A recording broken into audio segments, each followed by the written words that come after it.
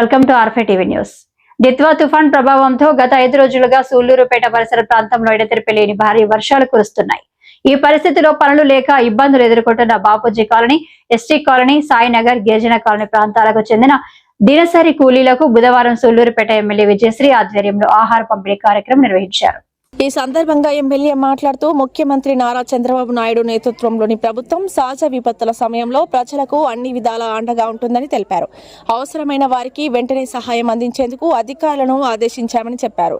ఈ కార్యక్రమంలో marketing committee chairman Akuthoti Ramesh, FSCS chairman A G Kishore, TDP నాయకులు తిరుమూరు సుధాకర్ రెడ్డి, మాధవ నాయుడు, పెరుమల్ల అల్వల శ్రీను, మేడా సాయి, కట్టబోయిన వెంకటేష్ యాదవ్, శ్రీధర్, కొండలరావు, ఆలీబాయ్, పామూరు మునుస్వామి, కె గిరి, చంద్ర, మునిరాజా, గౌతమ్ తదితరులు పాల్గొన్నారు.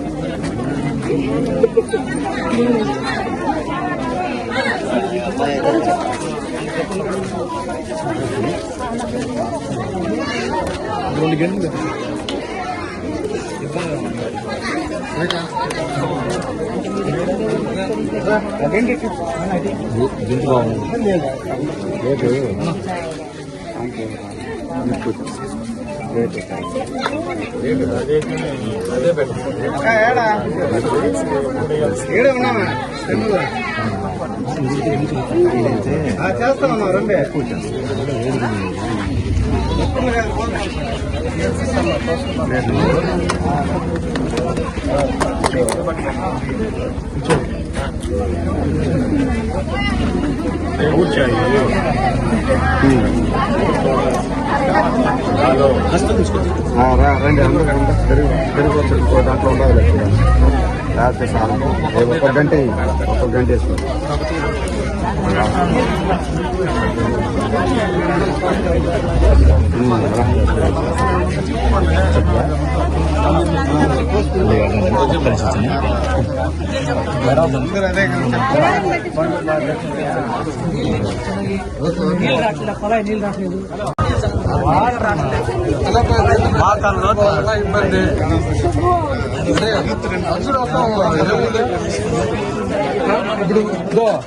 ఇబ్బంది ఇప్పుడు ఊరైనా సరే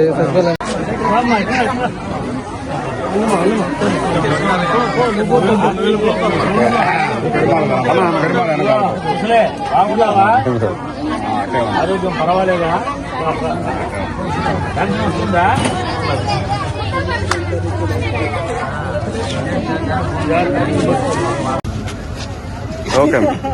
ఓకే చెప్పండి.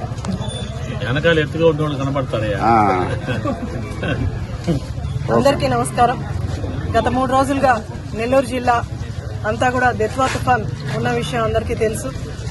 నిన్న సాయంత్రం నుంచి నిన్న మధ్యాహ్నం నుంచి కూడా మనకు ముఖ్యంగా సూళ్లూరుపేట నియోజకవర్గంలో చాలా చోట్ల భారీ వర్షాలు కురిసి చాలా వరకు కూడా ప్రజలు ఇబ్బంది పడుతున్నారని నేను నిన్న తిరుపతి నుంచి రాగానే ఈరోజు పొద్దున తడమండలానికి అటు వాటంబేడు, అలాగే కారిజాత, అలాగే కాదలూరు అవన్నీ కూడా విజిట్ చేయడం జరిగింది. ఇప్పుడు సూళ్లూరుపేట టౌన్లో బాపూజీ కాలనీకి వచ్చి ఇక్కడ నాయకుల ఆధ్వర్యంలో భోజనాలు కూడా ఏర్పాటు చేసి వాళ్ళందరికీ కూడా భోజనాలు ఇప్పించడం జరిగింది. దిత్వా తుఫాన్లో ఇప్పటి వరకు మనకు ఎలాంటి ప్రాణ నష్టం కానీ లేదా ఆస్తి నష్టం కానీ జరగలేదు. ఈరోజు రాత్రి వరకు కూడా కొంత తుఫాను ప్రభావం కనిపిస్తుంది. ఈ ఒక్కరోజు మాత్రం సూళ్లూరుపేట నియోజకవర్గ ప్రజలు కొంత జాగ్రత్తలు తీసుకొని పిల్లల్ని చెరువుల దగ్గరకు కానీ లేదా వేటకి ఎవరు వెళ్లకూడదని కూడా మనం అందరికీ ఇన్స్ట్రక్షన్స్ ఇవ్వడం జరిగింది. అలాగే అధికారులందరూ కూడా అప్రమత్తంగా ఉన్నారు.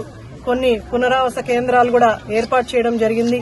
కొన్ని చోట్ల రోడ్ల మీదకి నీళ్లు వచ్చేసి కొంత రాకపోకలు ఇబ్బందులు కలుగుతున్నాయి గాని ఎట్లాంటి ఇళ్లలోకి ప్రస్తుతానికి నీళ్లు ఎక్కడ కూడా రాలేదు. అలాగే ఎవరికి కూడా ప్రాణ నష్టం జరగలేదు. ఇంకా కూడా ఈ రోజు కొంత ప్రభావం ఉంటుంది కాబట్టి ప్రజలందరూ కూడా అలాగే నాయకులు కూడా కొంతవరకు సర్వే చేసుకుంటూ అధికారులను కోఆర్డినేట్ చేసుకుంటూ ఎక్కడైనా ఈ ఎఫెక్ట్ ఏదన్నా కనిపించి ఎవరికైనా ప్రమాదం కలుగుతుందని అనిపిస్తే దయచేసి అందరూ అప్రమత్తంగా ఉండి ఇన్ఫార్మ్ చేయవలసిందిగా కోరుకుంటున్నాం.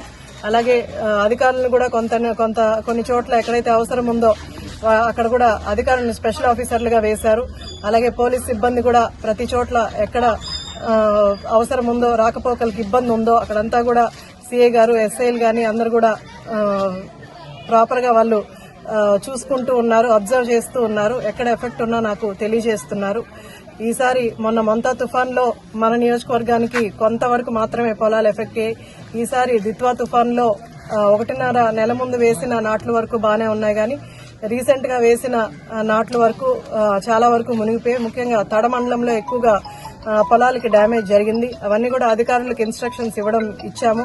అలాగే ఈ తుఫాన్ ప్రభావం అయిపోయిన తర్వాత అధికారులతో కూడా ఒక మీటింగ్ పెట్టుకొని ఎంతవరకు మన నియోజకవర్గం డ్యామేజ్ అయిందో ముఖ్యంగా అగ్రికల్చర్ డిపార్ట్మెంట్ అలాగే ఇరిగేషన్ డిపార్ట్మెంట్ కూడా పిలిపిస్తున్నాం.